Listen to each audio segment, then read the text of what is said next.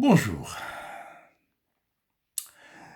Certains imbéciles, et permettez-moi de les qualifier ainsi, parce qu'il n'y a pas d'autres qualificatifs pour ceux qui veulent comparer le Hirak algérien, le mouvement de contestation pacifique algérien, avec les Gilets jaunes.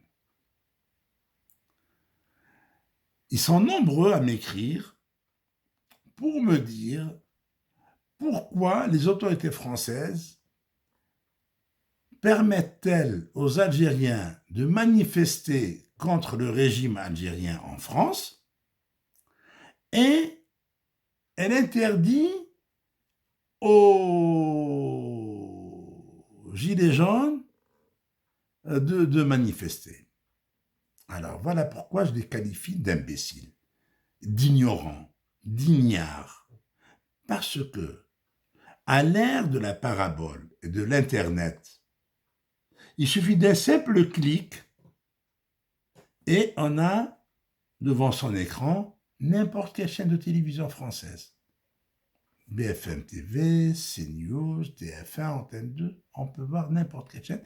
Et ces imbéciles auront donc l'occasion de voir chaque samedi des débats contradictoires sur les différents plateaux des chaînes de télévision françaises sur les manifestations des Gilets jaunes. Et ils vont voir comment les chaînes de télévision françaises, qu'elles soient des chaînes publiques ou des chaînes privées, couvrir les manifestations des Gilets jaunes, contrairement aux chaînes algériennes, qu'elles soient privées ou publiques. Ces imbéciles pourront voir comment les Gilets jaunes cassent et mettent à feu des commerces de paisibles citoyens devant la passivité des policiers français.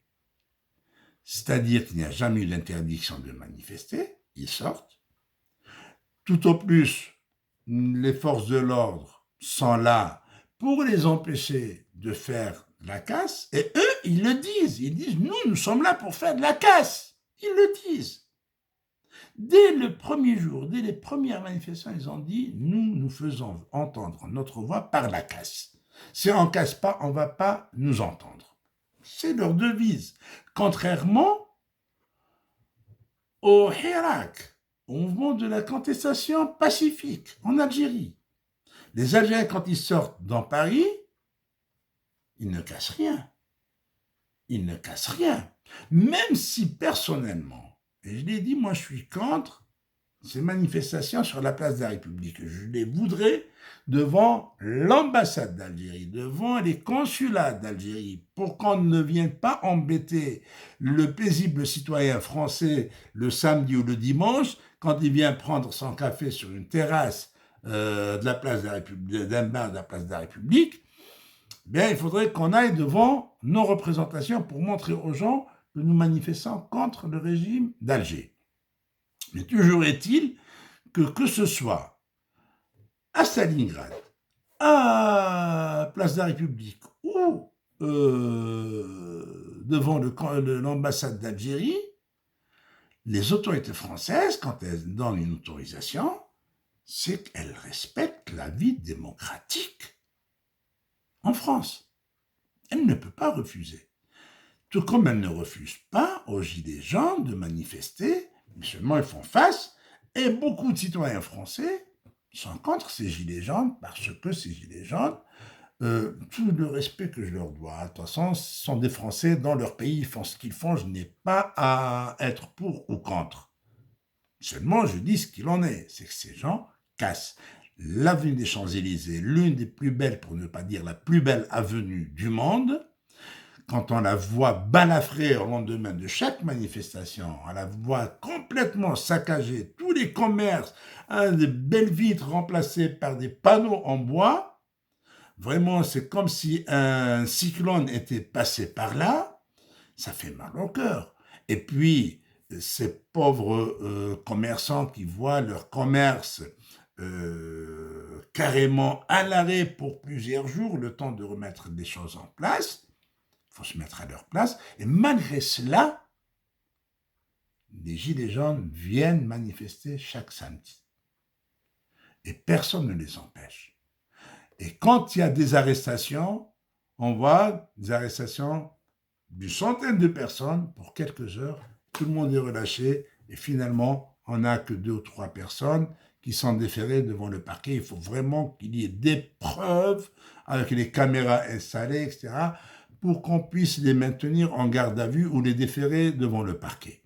Voilà comment ça se passe. Contrairement au régime d'Alger, où des gens sont ramassés à l'appel, donc par dizaines et envoyés en prison juste parce qu'ils abordent un drapeau berbère ou même le drapeau algérien. Des gens ont été arrêtés et envoyés en cellule parce qu'ils avaient le drapeau algérien, parce qu'ils sortaient manifester.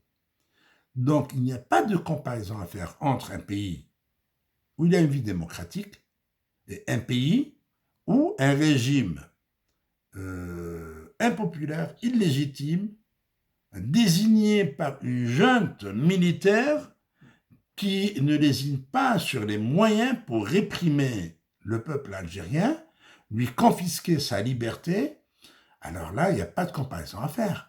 Et à titre personnel, les vidéos sont toujours là, j'ai eu à critiquer l'État français sur des plateaux des chaînes de télévision françaises, privées et gouvernementales. J'ai critiqué la visite de François Hollande à Alger le 15 juin 2015 sur France 24, qui est une chaîne étatique, tout comme j'ai critiqué l'État français et le Quai d'Orsay sur le plateau de BFM TV, tout comme j'ai dénoncé et critiqué les services secrets français sur France Inter dans l'émission de Stéphane Paoli en 2001. Donc, et à chaque fois que l'occasion m'est donnée, je critique tout en étant respectueux de l'accueil qu'on me réserve, parce qu'après tout, je ne suis qu'un réfugié dans ce pays. Je ne suis même pas citoyen français. J'ai demandé l'asile dans ce pays parce que dans mon pays, en Algérie, on m'a confisqué ma liberté et on a voulu m'étouffer et me mettre en prison. Je suis condamné à 10 ans de prison. Et je ne suis pas comme ceux qui me le demandent de le faire, de rentrer pour aller m'enterrer dans une cellule de prison alors que je n'ai rien volé, je n'ai rien pris. S'ils m'avaient trouvé la moindre des choses, ils l'auraient fait. Voilà.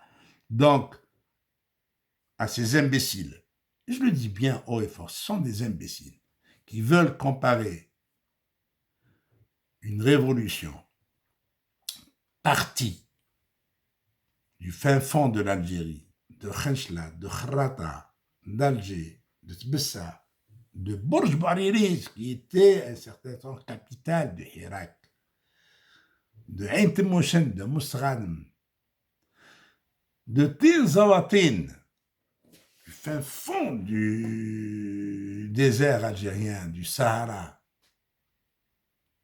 On ne peut pas comparer cette révolte à des manifestants casseurs. Je dis bien casseurs. Ils sont libres de faire ce qu'ils veulent chez eux, mais la comparaison avec les contestataires algériens, c'est que les uns sont pacifiques et les autres sont des casseurs. Ils sont libres d'adopter la philosophie qu'ils veulent. Ils disent que pour se faire entendre, ils sont obligés de casser. C'est leur affaire. Je n'ai pas apporté de jugement sur eux. Je n'ai pas porté de jugement. Moi, je suis algérien, je suis dans un pays d'accueil, je dois respecter les règles de ce pays d'accueil. Et ce pays d'accueil me permet même de critiquer sa politique gouvernementale. Alors que dans mon pays, il n'est même pas permis d'intervenir sur n'importe quelle chaîne de télévision algérienne, privée ou publique. Je les mets au défi. Je les mets au défi, et bien qu'ils ne méritent pas de défi, parce que ce sont des instruments de propagande d'un régime impopulaire. Hier, ils se mettaient à plat ventre devant Bouteflika, aujourd'hui ils le font devant Tebboune. Et ils sont les premiers lécheurs des Rangers, de militaires vieux schnocks, séniles, qui feraient mieux de rentrer chez eux et de laisser l'Algérie à une classe de jeunes qui sont pleins de compétences, qui peuvent rendre ce pays un véritable paradis, contrairement à cet enfer, œuvre de cette bande, de ce gang de mafieux qui s'impose au peuple algérien. Au revoir et merci.